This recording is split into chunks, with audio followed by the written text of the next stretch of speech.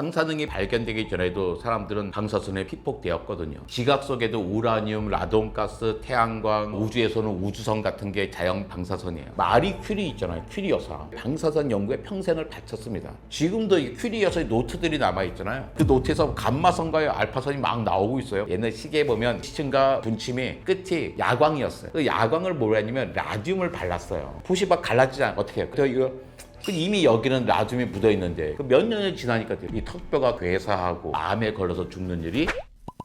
안녕하세요. 지난 3월 7일 스텐트로 심장을 보강한 이후로 워낙에 니코틴 안 했었고요. 카페인 안 하고 알코올 섭취 안 하고 치킨 안 먹고 삼겹살도 안 먹고 건강을 위해서 잘 버티고 있는 이정모입니다. 방사성 물질, 방사선, 방사능을 구분합시다. 비슷비슷하게 들리지만 의미가 달라요. 방사성, 방사선, 방사능은 각각 총알 발사 능력이라고 볼 수 있어요. 방사성 물질은요, 총이에요. 방사선은 총알이고 방사능은 총 쏠 수 있는 능력이에요. 그러니까 방사능에 피폭되면 왜 암에 걸리는 건가요? 라는 질문은 방사선에 피폭되면 왜 암에 걸리는 건가요? 라는 질문으로 바꿔야 될까요? 우리가 인터넷을 봐도 헷갈릴 수밖에 없는 게 이게 막 섞어서 쓰기 때문이에요. 자, 그렇다면 방사선이 왜 세포 속에 DNA에 영향을 줄까? 방사선은 에너지 입자나 파동입니다. 그러니까 에너지가 몸을 통과할 때 DNA를 끊어버리거나 구조를 바꿔요. DNA가 망가지면 세포가 이상하게 행동합니다. 특히 세포 분열 조절하는 유전자에 이상이 생기면 세포가 분열을 멈추지 않고 계속 분열을 해요. 그게 뭐예요? 바로 암인 거죠.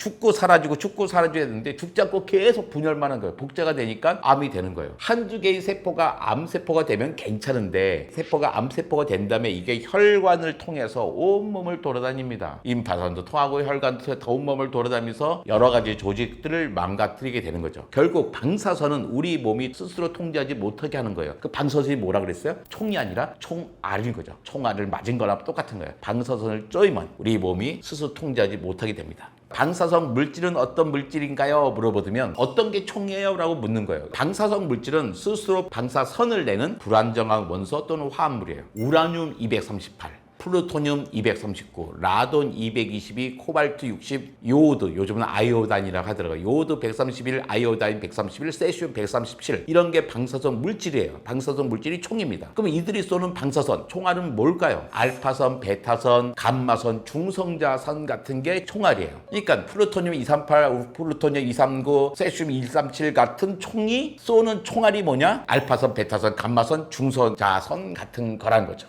총을 쏘잖아요. 우라늄 239, 플루토늄 239 같은 총을 막 쏘잖아요. 근데 이 총이 되게 원소가 불완전한 원자핵을 갖고 있어요. 여기 총에다가 중성자를 딱 쏘면 핵분열이 일어납니다. 원자력 발전을 할 때는 핵분열을 하잖아요. 핵분열에서 세 가지가 발생한단 말이에요. 하나가 열에너지고, 하나가 중성자고, 하나가 방사선이에요. 열에너지는 우리가 원했던 거죠. 이걸로 발전을 하는 거예요. 중성자는 또 다른 핵분열을 일으키기 위해서 또 필요한 거예요. 새로 안 쏴줘도 돼. 핵분열에서 저절로 생기니까 이게 더 다음 핵분열을 하게 해주는 거죠. 근데 여기서 방사선이라는 게 나타나는데 이게 총알이야. 우리가 원하지 않았던 거예요. 우리가 원하지 않은 총알이 왜 생기느냐? 핵분열 때 생긴 파편은 에너지가 너무 많아서 불안정해요. 에너지가 불안정하다 보면 높이 있는 거예요. 에너지가. 근데 그 원자는 안정해지고 싶어요. 낮은 곳으로 가야 돼. 높은 곳에 에너지가 있고 낮은 곳을 가려니까 이 차이만큼이 바깥으로 에너지를 방출하는데 이게 알파선이나 베타선이나 감마선 같은 총알, 즉 방사선으로 나오게 되는 겁니다. 그러니까 얘가 하나가 딱 잘라서 두 개가 될 때 에너지만 나오고 중성자만 나오면 간단한데 그러면 두 개의 원자핵이 됐으니까 상관이 없는 거죠. 에너지를 쓰고. 근데 두 개의 원자핵이 그냥 되는 게 아니라 약간 에너지가 높아요. 불안정해. 불안정이 안정한 데 갈려다 보니까 이게 방사선의 형태로 쏟아는 게 총알들이 튀어나오는 거죠. 방사능이 발견되기 전에도 사람들은 방사선에 피폭되었거든요. 그러니까 총알을 맞고 있었던 거죠. 근데 자연에도 이미 방사선 물질들이 있어요. 즉 총이 있단 말이에요. 지각 속에도 우라늄, 라돈가스, 태양광과 우주에서는 우주선 같은 게 자연 방사선이에요. 근데 우리는 항상 일상적으로 자연 방사선에 노출되어 있어요. 너무나 적어서 문제가 없었던 거죠. 하지만 그 자연 방사선이 고농도로 있는 곳이 있을 수 있죠. 거기에 갔으면 문제가 생길 수 있었겠죠. 과거에도 암이나 백혈병 같은 질병이 있었단 말이에요. 왜 생겼을까? 어디선가 있었을 거야. 그래서 라돈이 대량으로 나오는 폐광이나 동굴에서 일하는 광부들이 폐암에 걸린 사례가 있었겠죠. 과거부터. 하지만 그 당시에는 그냥 방사선이라는 걸 몰랐었기 때문에 원인을 몰랐을 뿐입니다. 과학자들도 마찬가지였어요. 마리 큐리 있잖아요. 큐리 여사. 마리 큐리와 그녀의 딸 이레는요, 라듐을 발견한 이후에 방사선 연구에 평생을 바쳤습니다. 근데 그 당시만 해도 방사선이 위험하다는 개념이 없었어요. 요즘은 연구할 때 납덩어리를 차폐 시설하고서 그 뒤에서 한단 말이에요. 그 결과 퀴리 여사가 그 당시 뭐로 돌아가셨냐면 재생불량성 빈혈로 돌아가셨어요. 그 당시엔 몰랐던 거죠. 근데 지금 나중에야 퀴리 부인은 방사선에 너무나 노출된 원인 때문에 그런 병이 생겼구나 알게 된 거죠. 지금도 이 퀴리 여사의 노트들이 남아있잖아요. 그 노트에서 감마선과 알파선이 막 나오고 있어요. 마구 방출됩니다. 그래서 마리 퀴리가 사용했던 연구 노트들, 그 다음에 실험 장비, 그거 사용했던 가구가요, 대부분 유품이 납 상자 안에 딱 보관되어 있습니다. 뿐만 아니라 라듐 걸스 사건도 있었어요. 요즘은 그런 거 없는데 시계에, 옛날 시계에 보면 시침 있잖아요. 시침과 분침이 끝이 야광이었어요. 그 야광을 뭘 했냐면 라듐을 발랐어요. 거기에 붓으로 쭉 발랐단 말이에요. 그 시계 공장에서 일하는 여공들이 붓으로 이제 라듐을 딱 말라서 딱 칠하는데 붓이 막 갈라지잖아. 어떻게 해요? 그럼 더 이거 침을 때 붓을 갖다가 손가락 빨았어요. 그 뾰족하게 되게. 그럼 묻혀서 했단 말이에요. 또 벌어지면 어떻게 해요? 그럼 또 이불에 좀 빨아서 했죠. 그 이미 여기는 라듐이 묻어 있는데 그 계속 라듐이 어떻게 해요? 사람이 오염됐을 거 아니에요. 그 몇 년이 지나니까 몇 년 동안 그 공장에 있으면 이 턱뼈가 괴사하고 또 암에 걸려서 죽는 일이 많이 있었어요. 또 그 당시 더 웃긴 게 얼마냐면 라듐에서 뭐가 빛이 나고 막 그러잖아요. 그러니까 이건 에너지가 있단 말이야. 야, 에너지 좋은 거잖아. 라듐은 건강에 좋아. 이런 광고가 있을 정도여가지고 라듐을 온갖 곳에 바르기도 했었던. 그러니까 원자력 갖고 폭탄을 먼저 썼죠. 원자폭탄으로. 이렇게 1945년이잖아요. 원자력을 가지고 인간이 이렇게 쓰게 한 첫 번째 날은요, 1951년 12월 20일입니다. 미국 아이다호주의 EBR-1이라고 하는 실험로에서 전기를 만들어서 전구 4개를 처음 밝혔대요. 이게 첫 번째로 원자력 에너지를 쓴 거죠. 이걸 계기로 해서 인간이 이제 핵분열을 가지고서 에너지로 전기를 생산할 때 처음 사용한 거예요. 이렇게 쓴 거죠. 실제로 사람들이 사용하는 전기에 되는 건 언제 만들어졌냐면 1954년입니다. 1954년에 소련의 오브닌스크에서 최초의 상업용 원자력 발전소가 가동했습니다. 5메가와트에 불과했어요. 요즘 원전 하나 뭐 1기가와트가 되고 그런 거잖아요. 아주 작은 거죠. 요즘은 전 세계에서 약 30개국 이상에서 원전을 가동 중입니다. 원전은 장점이 있긴 있어요. 석탄과 석유보다 되게 적은 연료 쓰면서 엄청난 전기를 생산하죠. 또 온실가스도 거의 없습니다. 하지만 이 방사성 폐기물이라고 하는 문제가 그냥 가장 크죠. 거기다가 또 사고도 몇 번 났었잖아요. 1979년에 미국의 3마일 원전 사고. 좀 누가 3마일이라고 하던데 3마일이에요. 3마일 그냥. 1986년에 저 대학 다닐 때요. 소련의 체르노빌 사건이 어마어마했었죠. 그 다음에 누구나 기억하는 2011년에 일본의 후쿠시마 원전 사고도 있었습니다. 이런 커다란 아주 3번의 사고가 우리로 하여금 원전에 대한 트라우마를 갖게 한 거죠. 만지게 되면 어떻게 될까? 그렇다 가지고 이제 만지게 됐다고 해가지고 내가 방사성 물질로 변하는 건 아니에요. 되게 그런 거잖아요. 누가 뭘 쪼였어. 얘가 쪼이고 왔다고 얘가 위험한 물질이 되는 건 아니에요. 되게 오해를 많이 하는데 방사선을 단축 쪼였단 말이에요. 쉽게 말하면 총알을 맞은 거예요. 얘가 총알을 맞았다고 해서 내가 그 옆에 가면 나한테 문제가 생길까요? 그건 아니죠. 총알은 얘가 맞은 거잖아요. 얘가 총은 아니란 말이에요. 그러니까 약간 달리 생각할 필요가 있어요. 누가 방사성 물질을 막 만졌어. 어떤 놈이. 그러니까 총알을 맞은 거예요. 그렇다고 걔가 나한테 위험한 거는 아니라고 생각하면 돼요. 아무리 고농도의 방사선에 피폭됐다고 하더라도 사람의 몸이 방사선 물질 자체로 변하는 건 아니란 말이에요. 총알을 맞았다 해서 총으로 바뀌는 건 아니다. 하지만 사람의 몸 일부가 방사선을 띠게 되는 경우가 있어요.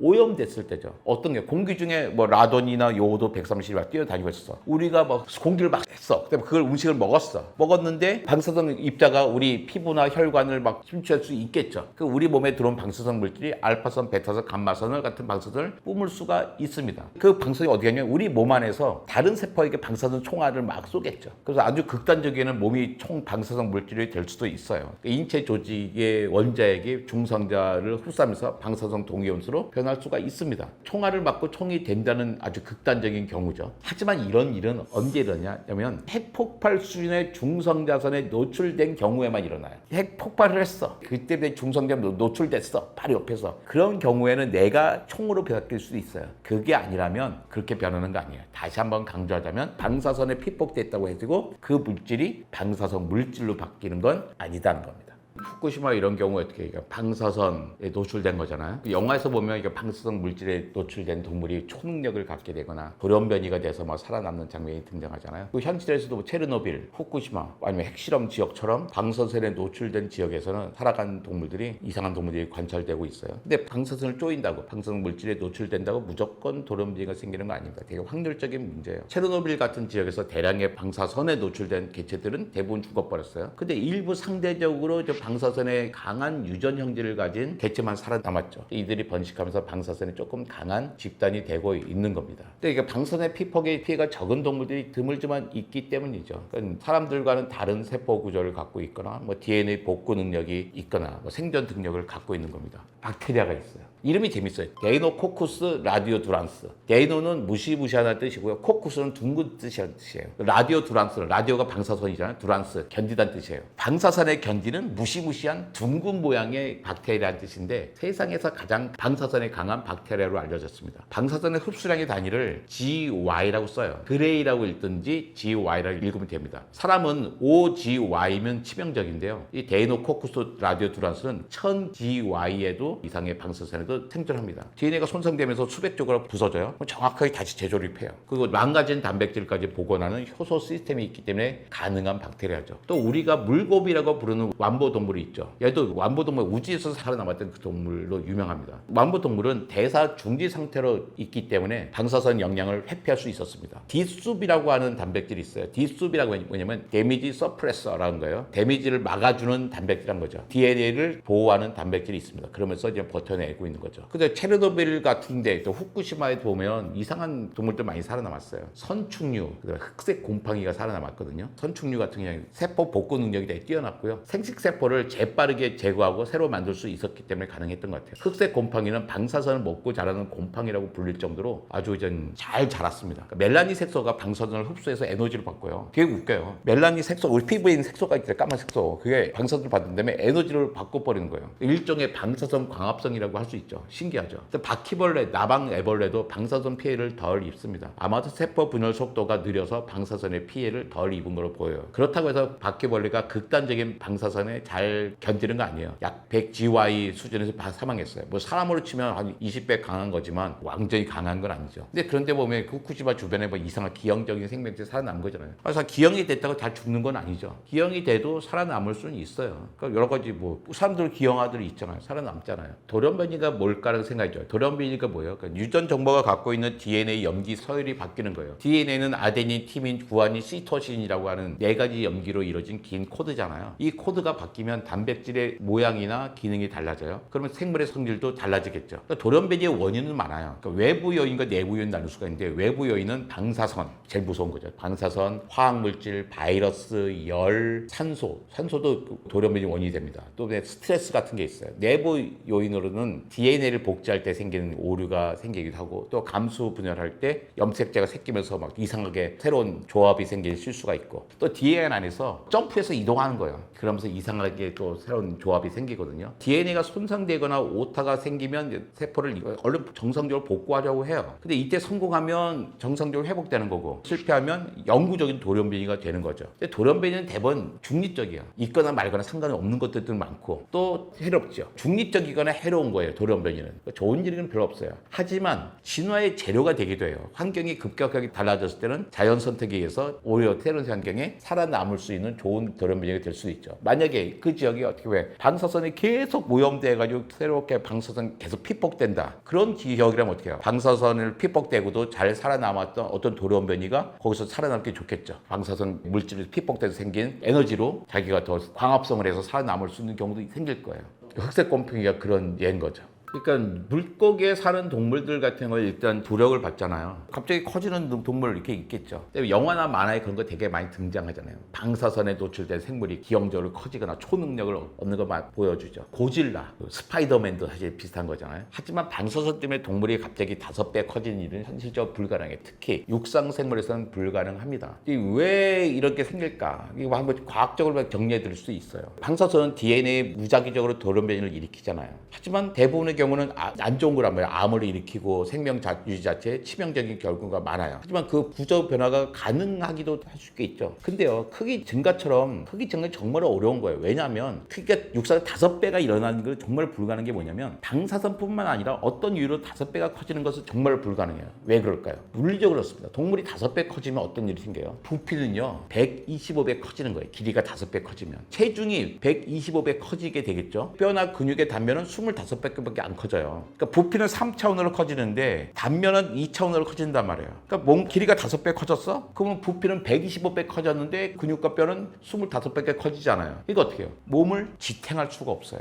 또 순환계, 호흡계도 감당하지 못하죠. 이거 스케일링의 법칙이라고 합니다. 그래서 타염없이 커질 수가 없는 거예요. 특히 개미가 많아서 영화에서 확 커진단 말이에요. 방사선을 쬐가지고. 근데 그거는 개미가 커지면 다 쓰러져 버릴 겁니다. 자기 체중을 갖추지 못하고. 또 생물의 크기는 성장 호르몬, 영양 상태, 유전자 조절 네트워크에서 정밀하게 조절되는데, 근데 이 방사선이 복잡한 시스템을 우연히 초월학계 교란해서 유리하게 키운다는 것은 사실상 불가능하기 때문이죠. 그러니까 우리는 되게 방사선 쬐면 커진다 이렇게 많이 상상해요. 영화에 가장 많이 나오는 건데요. 사실은 불가능합니다. 특히 육상에서는 더욱더 불가능한 거예요. 근데 하지만 아예 없는 건 아니죠. 일부 곤충들, 식물, 파충류에서는 비정상적인 크기가 본 것을 관절된 적이 있어요. 5배는 아니더라도. 하지만 이것은 대부분은 방사선 때문은 아니고요. 유전자가 조작됐다든지 호르몬이 이상했다든지 성장 호르몬 생기다든지 산소가 갑자기 높아졌다든지 중력이 낮아졌든지 이런 특수한 조건에 생기는 거대증일 뿐입니다. 근데 왜 대중매체에는 이 거대 도료부지가 제일 많이 등장할까? 언제 등장했냐면 1950년대 이후에 이런 이야기 등장해요.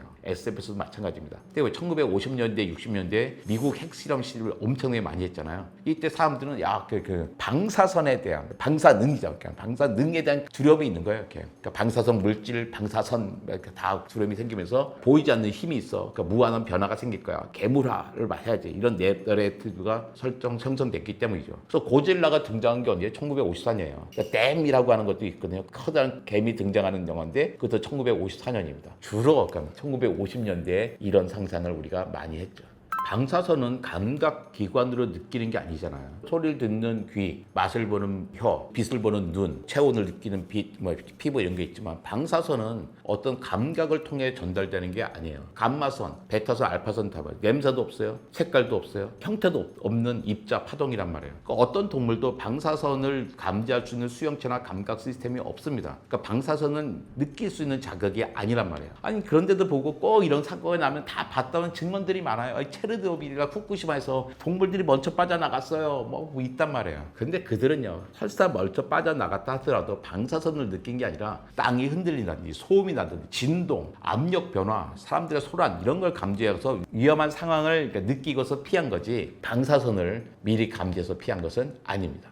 이건 우리가 좀 길게 찾아볼 필요가 있는데요. 정말 안 좋은 게 다 합쳐졌어요. 체르노빌 사건은 위험한 실험이 있었어요. 설계도 잘못됐어. 사람도 오만했어. 이 세 가지가 조합된 예방 가능한 세계 최악의 방사능 재앙이었어요. 충분히 예방할 수 있었습니다. 못했던 거예요. 1986년이었어요. 제가 대학교 4학년 때문에. 1986년 4월 26일 새벽 1시 23분이에요. 왜 이렇게 너무 좋아요? 123에 123. 제가 대학교 4학년 때 4월 26일에 새벽 1시 23분이었단 말이에요. 소련의 우크라이나의 공화국에 체르노빌이라는 곳에 원자력 발전소가 있었어요. 그 중에 여러 개가 있는데 4억 개가 폭발했습니다. 이때 방사성 물질이 유출돼 가지고요. 수천 킬로미터까지 오염시켰습니다. 심지어 우리나라에도 그때 방사선이 검출됐어요. 근데 이때 무슨 일이 있었냐? 그 발전소 직원들이요. 비상전력 공급 테스트를 하고 있었어요. 비상전력 공급을 실험을 어떻게 해야 되지? 하고 있었단 말이에요. 근데 실험 조건이 매우 위험했어요. 냉각수를 준비하지도 않은 상태였어요. 그 다음에 전력 공급도 시스템이 되게 불안정했단 말이에요. 그러니까 거기서 경고가 계속 나는 거예요. 지금 실험하지 말라고 경고가 나는데 높은 사람들이 무슨 소리야? 겁먹지 말고 실험해 했단 말이에요. 상부 지시로 무리하게 실험을 강행했습니다. 이런 데는 뭐 하나라도 약간 불안해? 그거 하지 말아야 되는 거예요. 근데 불안한 요소들이 여러 개가 있는데도 불구하고 그냥 실험을 했어요. 그렇죠. 요소도 불안한데 설계 자체도 문제가 있었어요. 체르노빌 원전은요. 출력이 갑자기 증가하면 폭주할 수 있는 구조였어요. 그러니까 비상 정지시킬 수 있는 제어봉이 오히려 제어봉이 있으면 어떻게 해요? 속도를 늦춰야 되는데 거기에 체르노빌의 제어봉은 오히려 출력을 더 높이는 이상한 설계를 한 거예요. 그러면 설계가 이상하다면 짓지 말아야 했잖아요. 근데 계속 지었어. 혹시 뭔 일이 있겠어 하고. 근데 거기다 경락 건물도 없었어요. 차 피하는 건물도 없었다니까요. 폭발되면 폭발사들은 방사물질이 빠져나가지 못한 장치가 있었는데 그것도 없었던 거예요. 거기다가 운영자들은 말도 못한 거예요. 안정수칙이 있었잖아요. 안정수칙이 제어봉이 다 있어야 되는데 또 제어봉도 빼버렸네. 핵심 경고를 무시하고 그 경고가 무슨 뜻인지도 이해하지 못하는 사람들이었습니다. 상황이 악화됐는데 또 즉시 보고하지도 않았고 원자로를 정지시키려도 하지도 않았어요. 그러니까 체르노빌 사고는 위험한 실험을 했는데 그 위험한 실험을 어디서 했냐? 설계가 결함되어 있는 원자로에서 했고 이때 사람들도 경고를 무시하는 오만이 조합이 돼서 부른 재앙이었죠. 그 다음에 사고가 난 다음에 더 문제였어요. 소련 정부는요. 초동 대응에 실패했잖아요. 그러면서도 정보를 은폐하고 있었습니다. 그 사상이 자기가 뭐 뚜두두두두 게이트 나타나고 나니까 그때서야 불었단 말이에요. 국제 신뢰가 깨졌어요. 미리 세상 사람들이 알려줬으면 훨씬 피해를 줄일 수 있었어요. 체르노빌 사고는요. 소련이 붕괴하게 되는 직접적인 원인 가운데 아주 중요한 원인 가운데 하나입니다. 그렇지 않아. 아직도 고오염 구역이 그대로 있고요. 아주 이제 높은 방사 수준이 있습니다. 여전히 제염 작업을 계속하고 있어요. 또 다시 한번 또 치워야 되고요. 모니터링도 계속하고 있습니다. 여전히 위험 구역이에요. 근데 재밌는 게 아이러니하게도 사람이 떠난 다음에 야생 동물과 식물은 급격히 재생됐어요. 멧돼지, 늑대, 맹금류부터 희귀 대형 포유류까지 생물 다양성이 급격히 증가했습니다. 원칙적으로 여전히 일반 관광객은 방문 금지되어 있습니다. 일반인의 출입도 금지되어 있고요. 근데 우크라이나 정부는 앞으로는 전쟁 이후에 자기 전쟁이 끝난 다음에 교육용, 관광용 허브로 전환하겠다고 이제 발표한 정도죠. 발표하면서 어떻게 사람들이 보여주니까 기자들을 외국 기자들, 연구진을 좀 많이 불렀을 뿐이에요. 아직까지도 현재까지도요. 특별 허가를 받은 외국인 기자들, 그다음에 연구진, 공무원만 제한적으로 출입하고 있는 상황입니다. 당신에게 거기 한번 갔다 오실래요? 텔레비전에서 프로 체르노빌 다녀오실래요? 저한테 얘기한다면 전 갈 생각 전혀 없습니다.